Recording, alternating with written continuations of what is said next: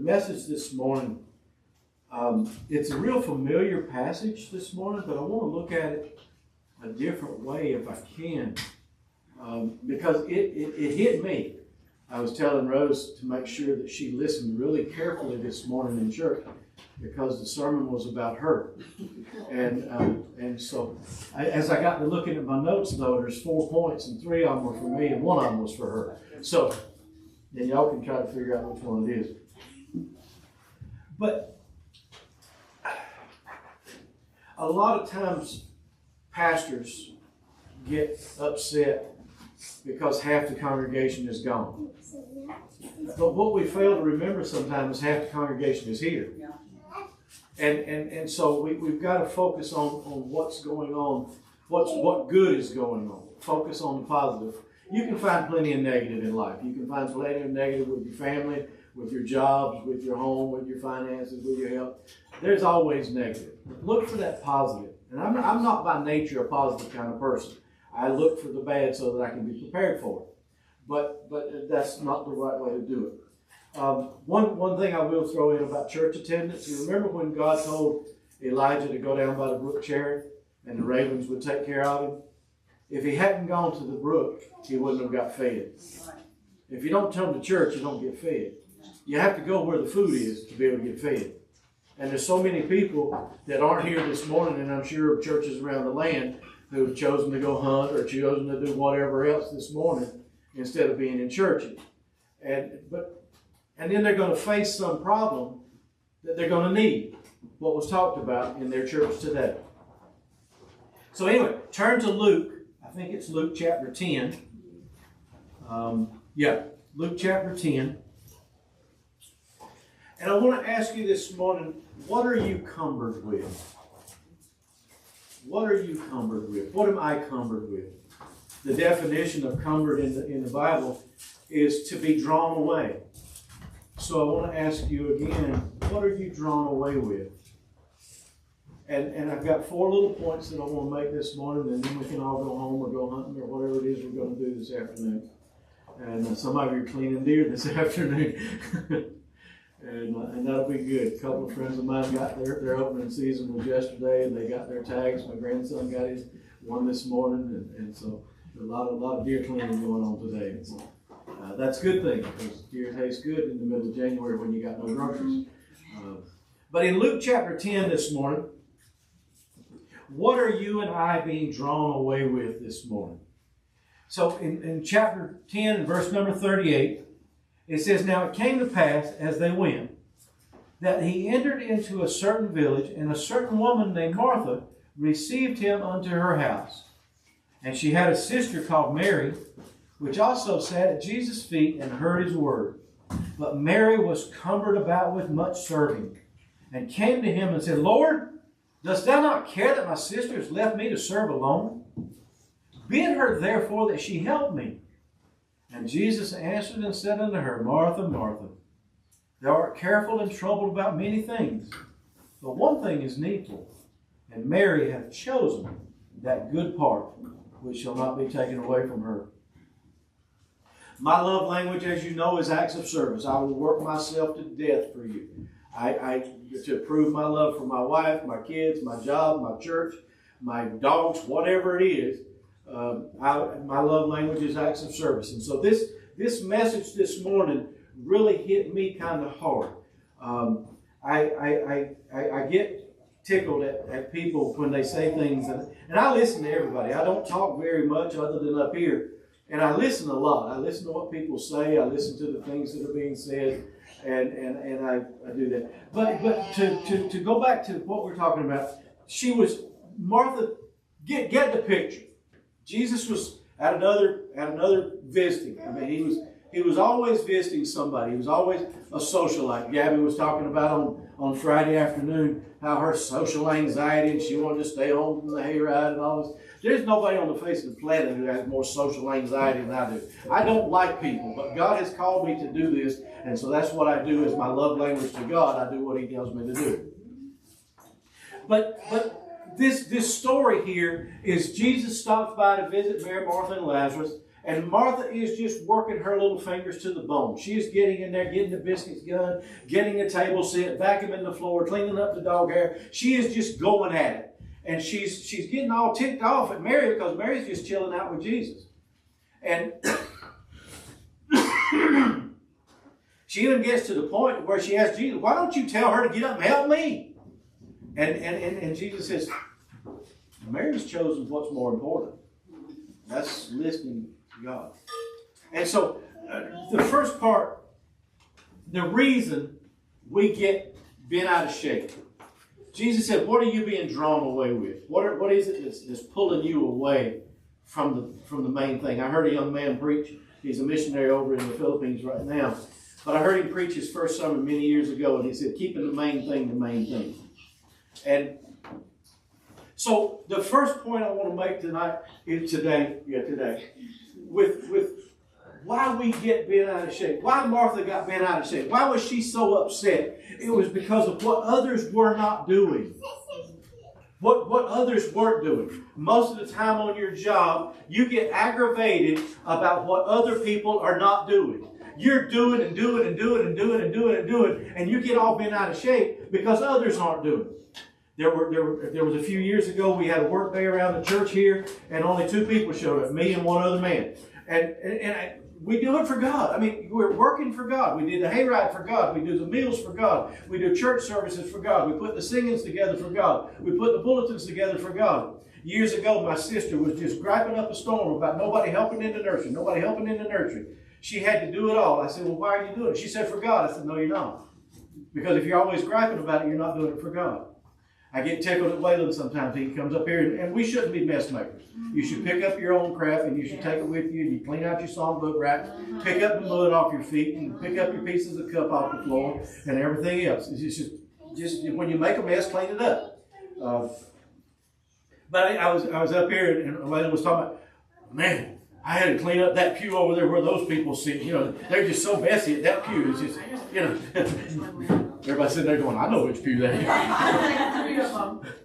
but it's, you know, it's, and I agree. I agree we should, it's like Waylon. It's like Wayne. Wayne's job is custodian over at school. And he's going to get bent out of shape because people make a mess at school. And I understand leaving your poop in the commode, and I understand not picking up your paper, putting paper towels on the floor instead of, I was down at the fishing access where Ray cleans up down there. And there's a big old trash can sitting there tied to a tree. And beside the trash can on the ground is a big pile of trash. You're too flipping lazy to put it in there. And so we get all bent out of shape about what others aren't doing. And it draws us away from what we should be doing. It draws us away from our good attitude. It draws us away from our good spirit. It puts a bad taste in our mouth. It makes us upset. It makes us want to slap somebody. It makes us want to twist their necks till their eyes roll out on their cheeks and then shove them back in for them. I didn't mean to get all that kind of mad. But it's what others aren't doing. And she tried to get Jesus to do what she could have done. She could have asked Martha to get up and help her. But she tried to get Jesus on her side. And a lot of times we do that, especially in counseling. When people come to me for counseling, especially husbands and wives, they just want somebody to agree with their side. They just want somebody to agree with the way they're being treated, the way they're being talked to, or whatever. And so Martha could have asked Mary. Joe and Alex are here this morning. Y'all still living at home? Both of you still living at home? And I won't, don't answer these out loud. Please don't answer these. Don't even nod at me. But there's times when Alex should be doing something that Jobo, in her mind, she might not say it out loud, but if I know Jobo, she'd probably tell her out loud. Why don't you get up off your butt and help me? But I got a baby. Half the world's got babies. That's no excuse. And then it could be on the other hand. Alex could be telling Jobo, "What? I know you got a job, but you're home now. Why don't you help me do something?" I told you not to nod at me. But no, I'm just serious. We could do it our own self. Alex, would you mind helping me do this? Or Joe, would you mind helping me do this? Or Wayne could be in the house. He's out there working, putting on windshield wipers on the car at night or whatever. And instead of complaining to let me see complaining to Elizabeth that nobody come out there and help him, he said, Alex, would you mind coming home and flashlight home? And she probably do it. She probably don't know you need a light to change windshield wipers in the dark. Because she's never changed windshield wipers in the dark before. You know, Martha could have asked Mary herself, but instead of asking Mary to help herself, she got bent out of shape about what Mary wasn't doing. Now, don't respond to me. This is the only time I'll tell you I'm not to respond to me. But how many of you on your jobs last week got bent out of shape at your jobs or at your home about something somebody else wasn't doing that you thought they should be doing? I told y'all not to nod. Half of you nodded, and the other half of you answered, and the other ones of you were pointing at each other.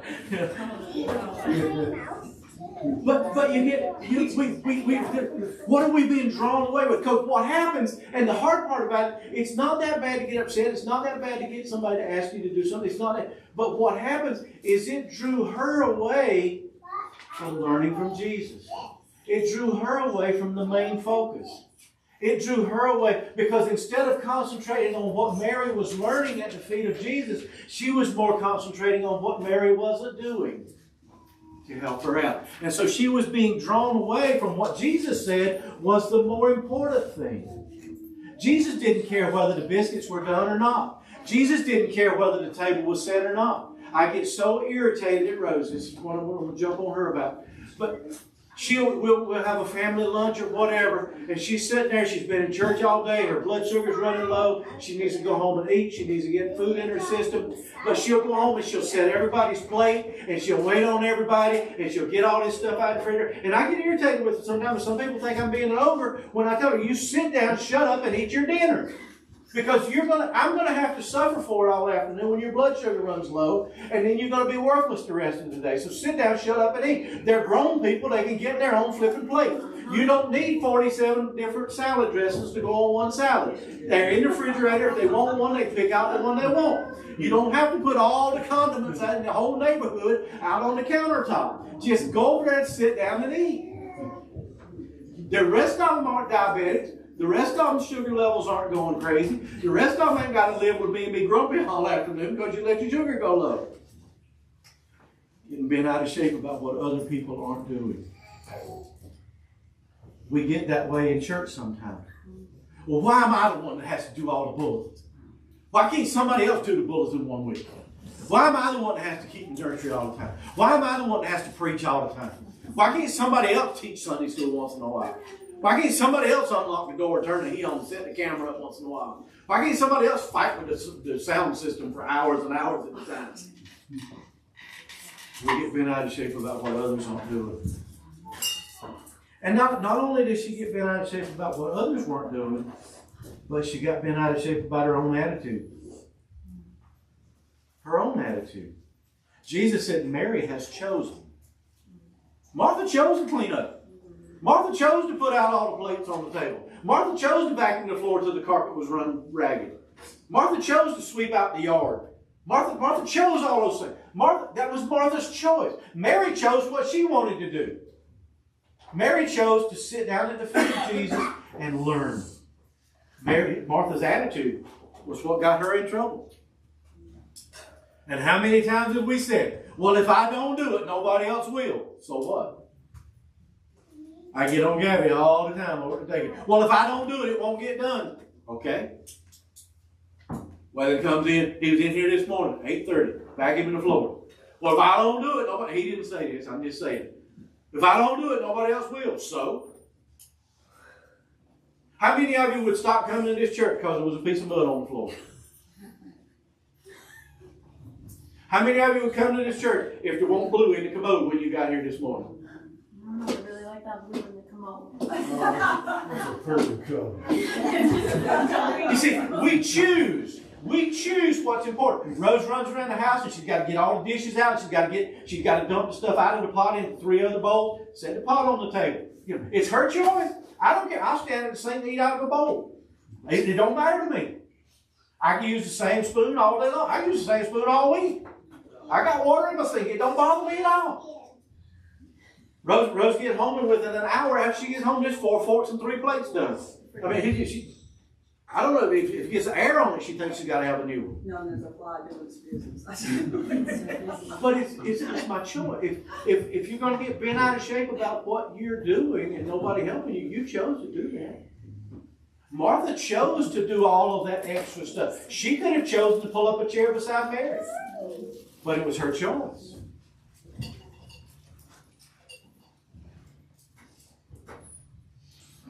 Martha was doing it, but it really needed to be done. Did it really have to be done? Sometimes we work ourselves to death on things that don't have to be done. I was running around the house this past week talking about raking up all the grass out in the fields in row 6. I said, well, what should I do? Should I use the rake? Should I use the pitchfork? What should I do? She said, don't do nothing with it. It'll be fine. No, it won't be fine. It's in the wrong place. It's going to sit there all winter. That was my choice. I don't have to do it all. And I warn you, and I've been there. When you do all the giving and you never sit and receive, you're going to get empty. And then you're going to get grouchy. Yep. I'll guarantee you. Your job that you loved, if you do all the giving, you're going to get empty. Then you're going to get grouchy. Your church, you do all the giving. For years, I did all of the giving. I did all the cleaning. I did all the rebuilding. I did all of the preaching. I did all of the teaching. I did all of the offerings. I did all of the singing. And it has a tendency. Why won't nobody else help me with this? Well, it's your choice that you did it. It's like I just said. Who cares? I mean, y'all just had the church vote business meeting right now, Tiffany. Nobody cares if there was a piece of mud on the floor. Yeah, I agree with cleaning God's house. Yeah, why would you do it wrong? But do it for the right reason. I agree with putting money in the offering plate, but do it for the right reason. I agree with taking out your candy wrappers and dropping them. We got trash cans everywhere. Put your trash in. Don't leave it laying around the pew. You come in the door, like, wipe your feet off. Don't track mud all over the building and then leave it for somebody else to have to clean up. You young people, y'all kids, you sit around and you break up all your cups all over out here. Y'all know what fascination about tearing up the styrofoam cup. Tear up all you want to. Just pick up your trash. I saw these guys up in the front row. They took the trash can over there where they were. They're picking up all their stuff. Cleaning it up. Sonya's sitting over here looking like a calf staring at the new gate right now, but she just wants to hold another cup. She's like, oh my God. No, it's fine. You tear it up if you want to. It's your cup. But if you're going to make a mess, third row from the back, pick up your candy wrappers. Take them with you. What? Got that wrong. I got that wrong? Yeah. I know which rows it is. I didn't recall the ones that were actually guilty.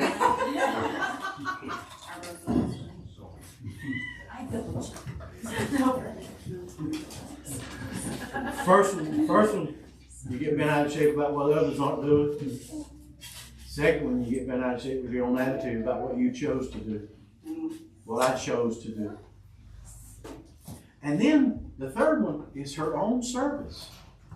The daily grind.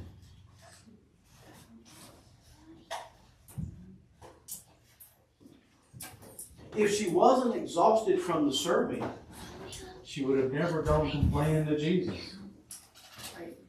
Sometimes we make the choice to do our stuff and then we get exhausted doing it and then we want to complain about it. But when we analyze our lives, when we analyze what we're doing, did it really have to be done right then? Do we have to really make that happen right now? She was exhausted.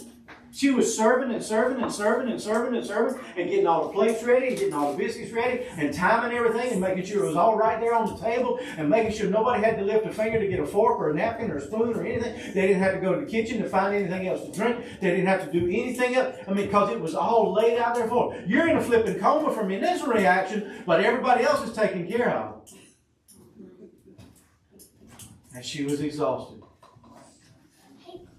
Jesus, why don't you tell Mary to get up and help me? Because Mary has chosen what's more important. And the biscuits ain't that important. and the cups ain't that important. We got cases of styrofoam cups downstairs. Who cares if you tear one up? Matter of fact, I'll even help you. Let me see this one. Are you getting ready to use this one? No. We didn't do that. I don't want yours. I want a new cup. But on the scale of things, and I know it's impolite, and I know it's, and I understand all of that. But is it really worth getting all bent out of shape about? Because a kid drops a cup on the floor? I threw it a long way there. You'll never find it. Thank you, sweetie. Picking up after pastor. Thank you, baby. But I mean, you seriously think about it. You think about what you got bent out of shape about last time. Was it really that important? Was it really that important? Rosa. Rosa and the girls, they accuse me of being autistic all the time. But I have a two-way switch. Y'all know what a two-way light switch is? It's a switch that you can turn off on one wall and turn on the other wall. Well, I have a switch in my kitchen wall that controls the downstairs. And downstairs is a switch just like it that controls the downstairs. And the one upstairs needs to be down when the light is off. But if you turn it on from the other side, it's the wrong direction. And I will go down the stairs to the other room and flip the light switch so that it's flipped the right direction. Nobody else in the whole flipping world cares about that except one or two other people. But the light switch needs, it's like, I came into church the other day. That light switch back there that's got the tape on it, that controls that fan because y'all keep turning it off and on. So I taped it up. But that other switch over there, it controls these lights. Well, there's another switch back there beside the door that controls these lights as well. The other day, the switch was up and the lights were off. I walked all the way around the building to another switch, turned that switch on so that it was on when the lights were on and off when the lights were off. That's the way it's supposed to be done. But does it really matter? Does it really matter to anybody else except me? No. And that's what they were getting so bent. That's what Martha was getting so bent out of shape about, is that it was something that she wanted done. It was her. She was complaining about what somebody else wasn't doing, and it was her choice to do what she was doing, and it was her own service that had gotten her exhausted. So Martha's problem was Martha's. Most of our problems are of our own doings. We make our own choices. We make our own choices to get grumpy. We make our own choices to fly off the handle.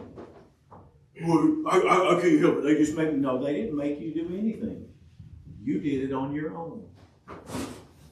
So, cumbered. What have you been cumbered about with? What am I drawn away with? What is it that draws me away from my service to God? Coming in here and finding the light switch turned the wrong way? Ruined my whole message for the day. Coming in here and seeing, let me see if I can find, oh, here's one right here. There's a piece of trash on the floor right there. I'm going to interrupt the whole service, be on tape, hurt my back, and everything else because of that piece of styrofoam. I don't know why. We have a janitor, and there's a piece of styrofoam on the floor.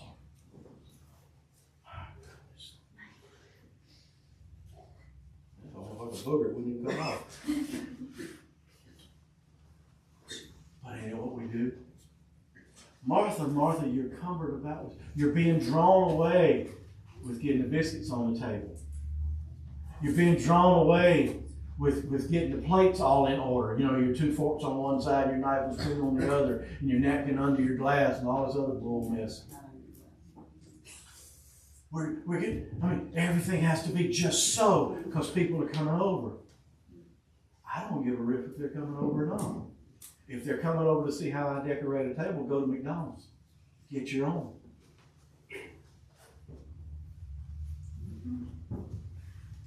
Her own attitude gave her problems. Her own daily grind of service. I'm working my fingers to the bone. If I don't do it, nobody else will. Well, does it really need to be done? Right then, that way. I agree, things need to be done. Wayne's a janitor. There's parts of his job that has to be done. Building has to be cleaned by a certain time and a certain way and all that kind of stuff. Has to be done. That's his job. But he's going to get paid the same fortune that he gets paid every hour to go in there and clean. Whether anybody else, and that's what I try to tell people in work all the time, you don't have to worry about what other people are doing. You get paid for your job. You do your job. Now, and I think Wayne, you're supervisor, right? So Wayne has to enforce the rules. Cole has to enforce the rules. Gabby has to enforce the rules. Those of you in supervisory positions, you have to do that. That's your job. You have to make sure others are doing their job. That's your job. But you shouldn't let it ruin your whole weekend. You shouldn't let it take up your whole time. And you shouldn't develop a bad attitude because that's your job. If you didn't want to do that job, you shouldn't have signed on for that job. And yes, I know the workforce in today's generation is absolutely, they don't know how to work. Now, the last one this morning, and y'all were hoping I'd get there, weren't you? Is the perspective. Martha was looking down at Mary. Mary was looking up at Jesus. The Bible says she was seated at his feet, looking up at Jesus. Martha was looking down on Mary. And I know that's a physical looking down, but what else was she looking down at her about? Her not helping, her not doing what she thought she was supposed to be doing, her placing other things in order for what Martha thought was important. Jesus flat out told Mary, Mary's chosen the good part. Your dishes, your biscuits, your soup, your vacuuming the floors, all that stuff's going to pass away. Mary's relationship with Christ is what's going to last. What is it that we're allowing to draw us away?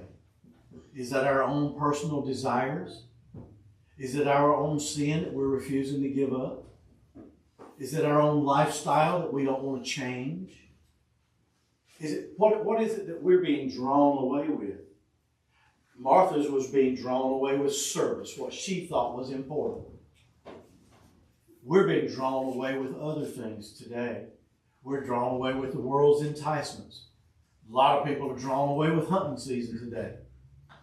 Well, I got 6 other days, but I got to go hunting on Sunday morning. Because the deer don't move no time except Sunday morning from 10:30 till 12. Now, those of you got up at butt crack of dawn this morning, went and shot your deer and came to church. There you go. Good job. That's why you got blessed. There's other people who ain't going to be blessed today. I hope they don't get nothing. I'm not talking about after church. I know some of y'all are going after this afternoon. That's not what I'm talking about.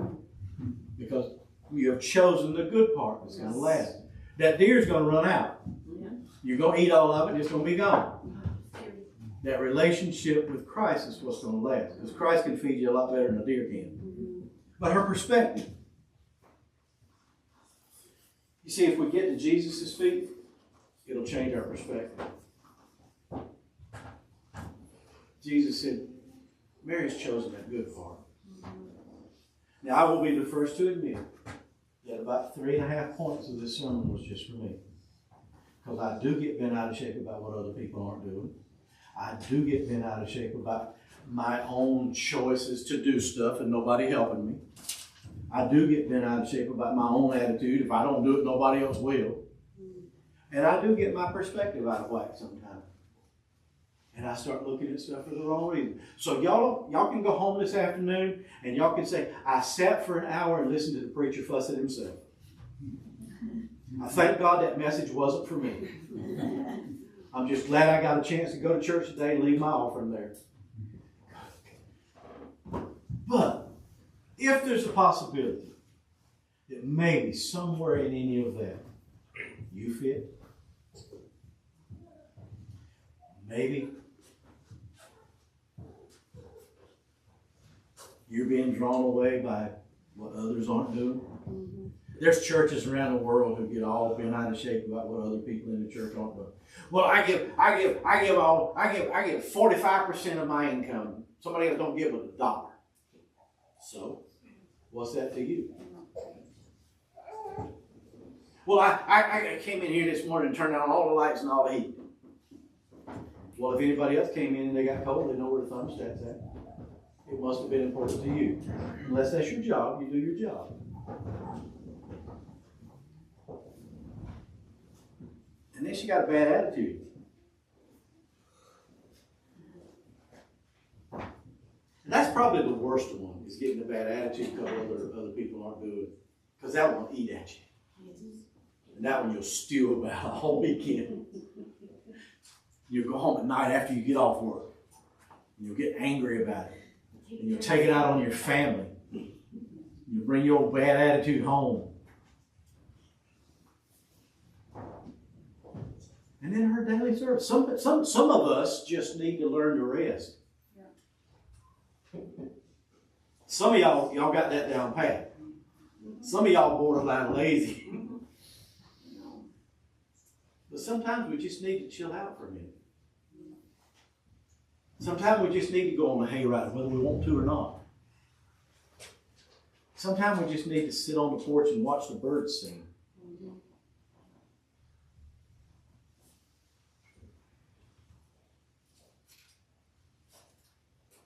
And then a lot of times we just need to change our perspective, the way we look at things.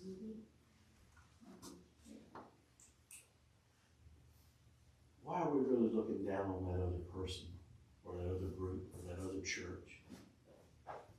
You do church the way you want to. Why you got to pick on somebody else the way they do church? You do your job the way you want to do your job. If I want to turn the light switch on a certain way, that's on me. I don't need to expect Rose to do it. There ain't no need to expect Rose to do it because she ain't going to do it. There ain't no need to expect Rose to wash her spoon when she finishes with it because she ain't going to do it. We spent years fighting over stupid stuff like that. It's pointless. Now we just lay all the silverware on the counter. She can have her choice of whatever she wants.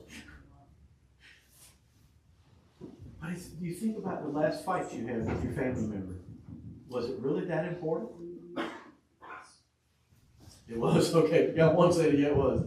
And sometimes they are. Sometimes people just need to be smacked around with the truth. Anyway, I'm about done. Oh, Martha, Martha, thou art careful and troubled about many things, but one thing is needful, and Mary's chosen that good part. See, life's going to go on. And your job is going to be there when you're gone. Your field is going to be there when you're gone. Your grass is going to be there when you're gone. Your family might not be. I used to spend days up here at church. I almost lost my family. I was doing God's work. I was doing God's service. I was making sure the building was clean. I was making sure that everything was rebuilt. I was making sure that everything was just right where it's supposed to be. And I almost lost what God gave me because of it. So if there's anybody else here this morning that's in the same predicament I am, I urge you, pay attention to what's important. There's only a few things in life you cannot replace. Your family is one of them. Your relationship with God is one of them. Because you can get more money, you can get more grass, you can get more hay fields, you can get more trailers, you can get more jobs. And I'm not saying you should slack off. If you don't give at least 110% on your job, you ain't giving enough. That's just my understanding. If you ain't giving everything you have to your job while you're on the clock, now the second you punch out, you leave that clock.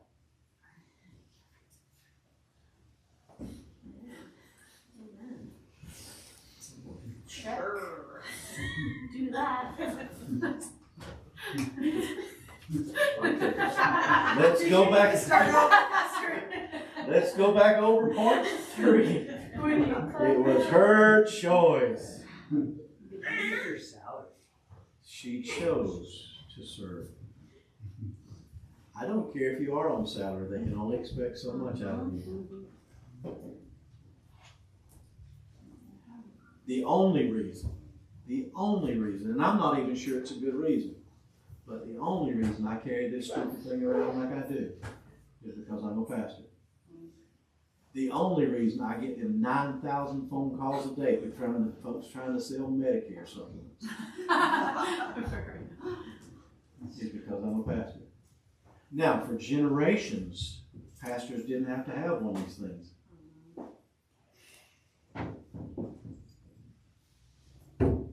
I'm not so terrible sure I need one all the time. But it's my choice. My choice. Evie needs to be fed. Xavier needs to be fed. They don't need to be held 24 hours a day, 7 days a week and entertained. That's what she said. They don't need to be pacified every second of every day. You're not. Why should they? They got to face the real world at some point in time. When they're one, Miss Kathy That's said. funny. A few more months. I'm just saying, we make our choices. We stress out over a lot of stuff that we chose to do.